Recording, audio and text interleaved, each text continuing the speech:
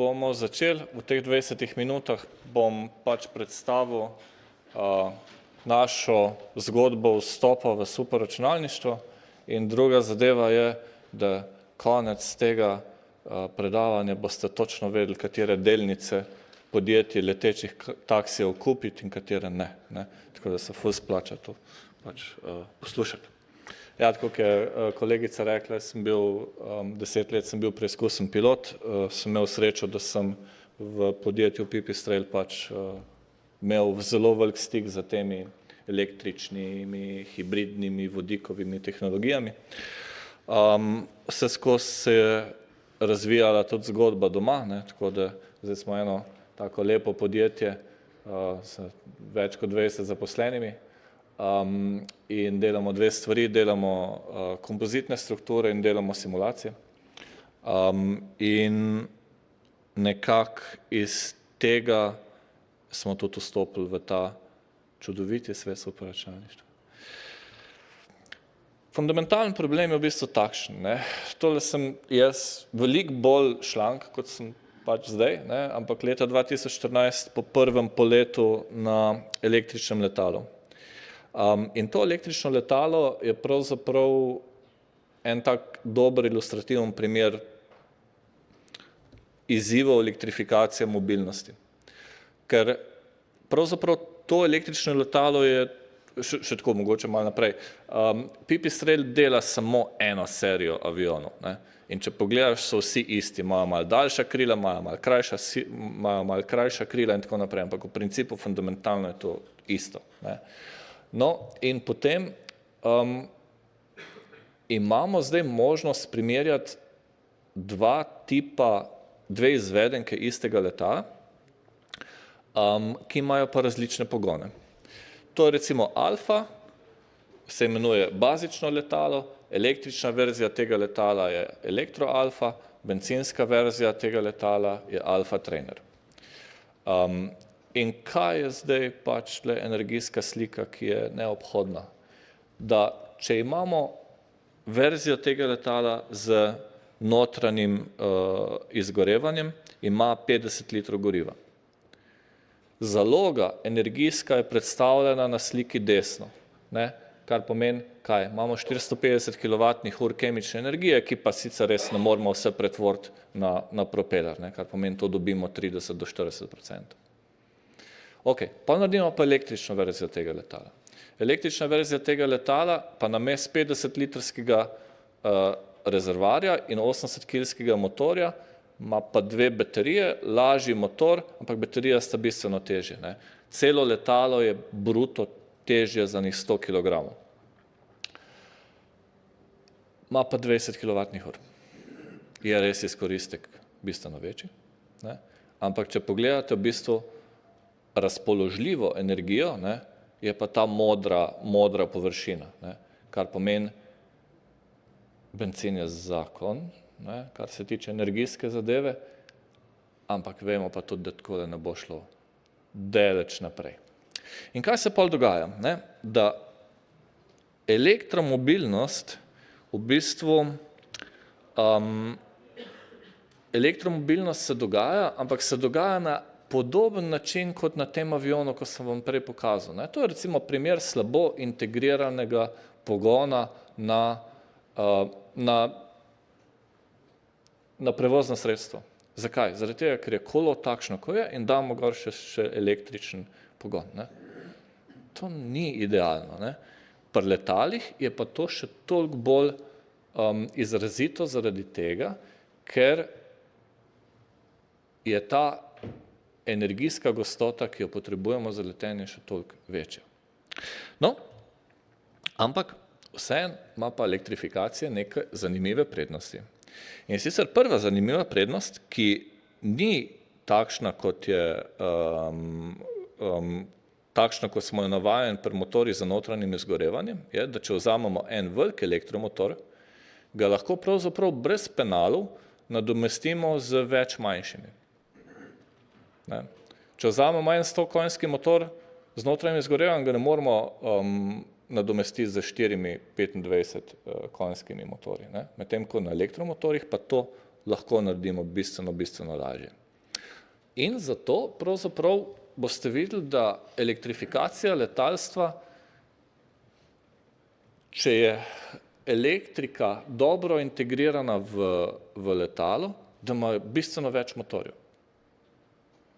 In zdaj, v principu, v letalstvu smo v enem takem zelo zanimivem revolucionarnem obdobju, ki je analogno tistemu, ko je bil pač takrat, kadar so v uporabo vpeljevali reaktivne motorje. Tole letalo, če pogledate, je Boeing 707 in če pogledate, fundamentalno ni nič drugačno kot tisto letalo, s katerim še danes vsi potujemo. Ima puščičaste krila, ima prešurizirano kabino, ima motorje na konzolah. Ampak, da se je prišlo do te konfiguracije, bilo kar nekaj neuspešnih poskusov. Recimo tale ali pa tale. In zdaj, letalstvo je na takem zanimivem obdobju, da se išče nova konfiguracija, ki bo omogočila, tako kot je na tem avionu, da se novi propulzori, v tem primeru so električni, idealno integrirajo z konceptom letala, z arhitekturo letala. Nekaj že vemo. Vemo, da elektrifikacija v letalstvu to ne pomeni samo, da mi dobimo motor pa propeler. Ampak se bo s tem motorjem pa propelerjem dobili še aerodinamično kontrolo in da se bo dobili še kontrolo nad samim letalom. Kar pomeni, da propelerji ne bodo samo tisti, kar vlečejo zadevo naprej, ampak bodo zadevo tudi krmili in bodo toliko okrog letala, helikopterja, kakorkoli, bodo v bistvu idealizirali. In pridemo do v bistvu letalnikov, ki pa so dobro integrirani. Ne. To je recimo eden izmed najlepše integriranih letalnikov. Ne. Zasnoval ga je dr. Gregor Veble Mikić, ki je bil, mislim, da 14 dni nazaj pač predlagan za ime tedna na valu 202, drugače pa že 10 let pri Joby Aviation. Torej, porabil sem 7 minut, zakaj? Zaradi tega, da sem povedal, da v bistvu letalniki v prihodnosti bodo fundamentalno drugačni. Zgledali bodo drugačni, postavljeni bodo drugačni, arhitekturo bodo imeli drugačno. Zaradi tega, ker bodo propulzori veliko bolj integriran na sam zrakoplov kot sam pogonsko sredstvo. In da se v tem trikotniku, da za propulzori krmilimo, da idealiziramo zračni tok in aerodinamične razmere in da je to še v bistvu propulzor, kar pomeni, da je pogonski sklop. Ne. To se morajo v bistvu inženirji za pogonski sklop, za električno pogonski sklop in aerodinamike se morajo kar zelo fajn pogovarjati skupaj. Ne. In kje ponovadi pol zmanjka? Včasih je bilo tudi tako, ne, da ko so recimo stealth avione prvič delali, ne, so se radarski tehniki pa aerodinamiki so se pač pogajali, da so naredili nek avion, ki je potem pač funkcioniral iz obeh strani. Ne. Zdaj se pogovarjajo elektroinženirji pa aerodinamike zaradi tega, da spet naredijo nek avion, ki to dela. Ne. In potem ga prinesejo strojniku, statiku in reče, ni šans. To jaz ne morem narediti tako, da bi držali skupaj. Ne. No, in tle smo v bistvu mi nekako prišli noter. Ne. Mi kot strukturaši, kar pomeni tisti, ki gradimo kompozitne dele, ki so kritični. Mislim, da Aformix gradi trenutno najbolj zahtevne kompozitne strukture v Sloveniji, kar se tiče lahkih kompozitov, ne. In mi smo strukturaši. Ne, kar pomeni, mi se obadamo s tem, da dejansko stvari ne razpadajo. In smo v bistvu z HPC smo naslovili nek problem, ne, in sicer v redu. Zdaj imamo avion, ki ga še nobeden ni videl, ne, ki še noben nima pojma, kako bo to pač šlo skupaj. In zdaj dost zgodaj v dizajn procesu dajmo pogledati, kakšna je statika tega letala, ne? Torej kakšna je trdnost tega letala. No, in ideja je bila to, ne, da v bistvu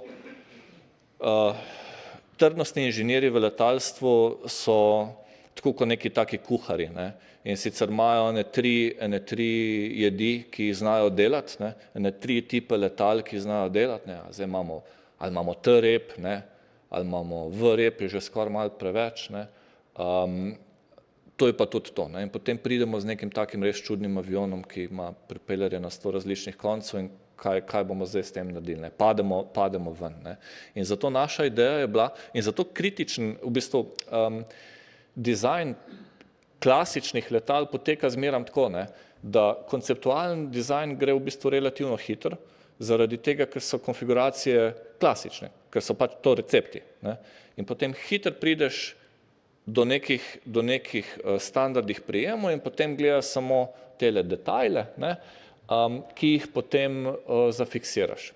Medtem ko zaradi elektrifikacije letalstva, ki za sabo prinesejo drugačne konfiguracije letal, je pa treba bistveno več dizajn prostora pokriti že v konceptualnem dizajnu, kar pomeni prej.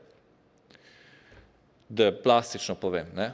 Aerodinamik se z elektroinženirjem spogaja, kako bo ta avion delal, ne, kar pomeni, kako bo aerodinamična slika se dejansko poklopila z električnim pogonskim sklopom.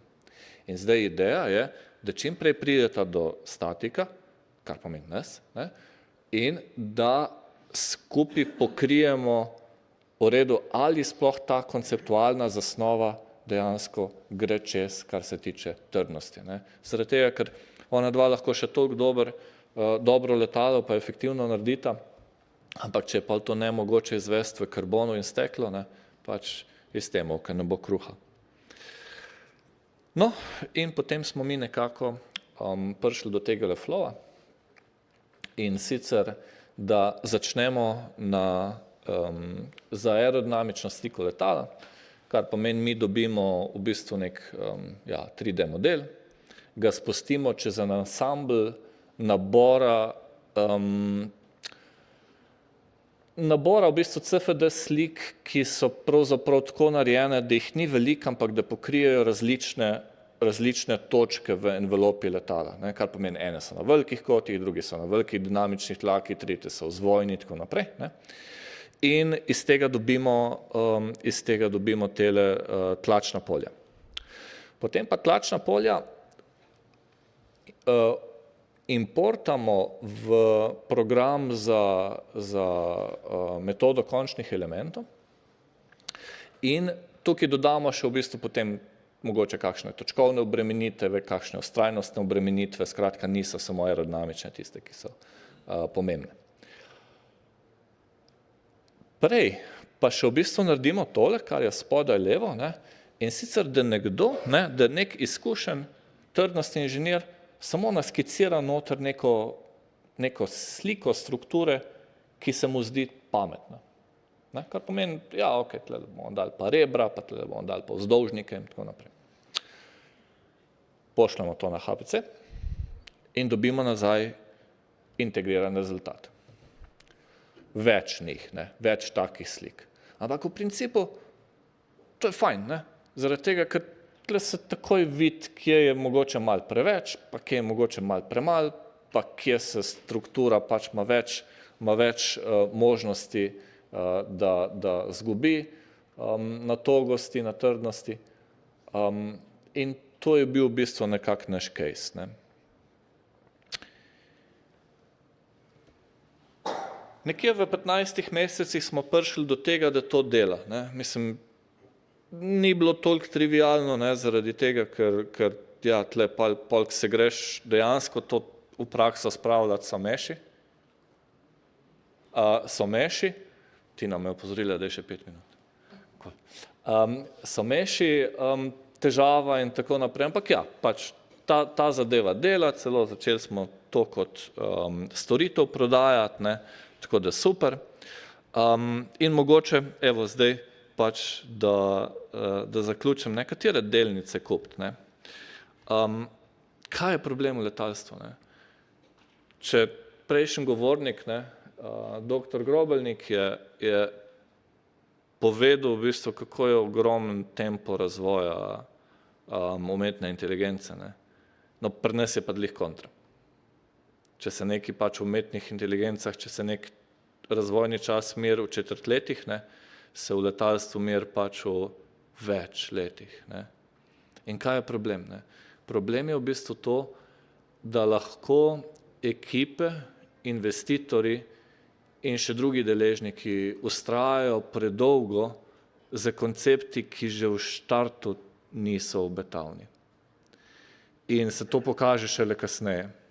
In ravno v teh dneh, ne, se dogaja ogromna razslojitev trga letečih taksijev, kjer pač tiste podjetja, ki imajo zasnove, ki omogočajo pač sploh izvedbo tega, ne, prosperirajo in drugi, ki se borijo z fizikalnimi zakoni, pa propadajo. Nemški up, Lilium, je propadel. Ne. Vidite, kako je padla cena delnice za 90% v zadnjih nekaj tednih. In celo v bankrot gre. Ne. Kar pomeni, katere delnice letečih taksijev kupiti, ne? Ja, mogoče rabite naše orodje za to. No. Ampak ja, v principu to je to, nekako to smo naredili, naslavljamo neki izziv, ki dejstvo, da je, in to je to.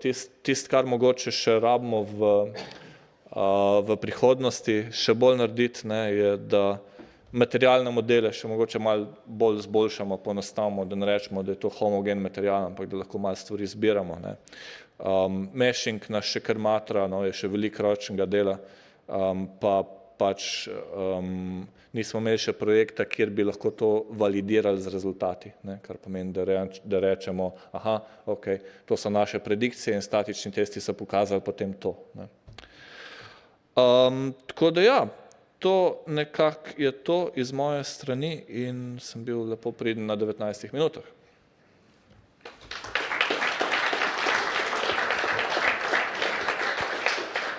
Sašo Knez, najlepša hvala. Vprašanja morda zanj iz publike. Če morda še razmišljate o kakšnem, bi vas, manj ste rekli danes, pa morda bi vas jaz vprašala, vaša uporabniška izkušnja recimo dela s HPC, česa se ste vi tekom tega obdobja morali naučiti ali pa kakšno izkušnjo ste dobili, da bi morda jo posredovali drugim, ki se tega šele lotevajo? Ja. Non-stop me spominja ta moja izkušnja z Janezom, sva hodila na fiziko, ne, in tam so nam rekli od začetka, ne, so nam rekli, ja, veš, sej, naša štartna pozicija mehna samo je nizka, ampak odvod je potem velik. Ne. In tle je zelo podobno temu, ne, kar pomeni, srečo v tem projektu smo imeli, da so bili res dobri partnerji, ne, kar pomeni, iz Univerze v Mariboru, ekipa je krasna. Tako za podjetje bi jaz rekel, kot standalone projekt zelo težko. Zelo težko zaradi tega, ker je ogromna investicija v dejansko ta specialna znanja. Ne. Treba je imeti tudi zelo smiselno poslovno idejo, ne, kar pomeni nasloviti nekaj, kjer je HPC res se lahko pokaže. In to je v bistvu nekako to. Ne. Pa zelo pomembno je pač, katere licence se zbira. Ne. Pač, a se to dela odprtokodno, ali se dela pač za nekimi dragimi programi, to potem za podjetje business case povsem spremeni. Ne. Tako da to ni simpel.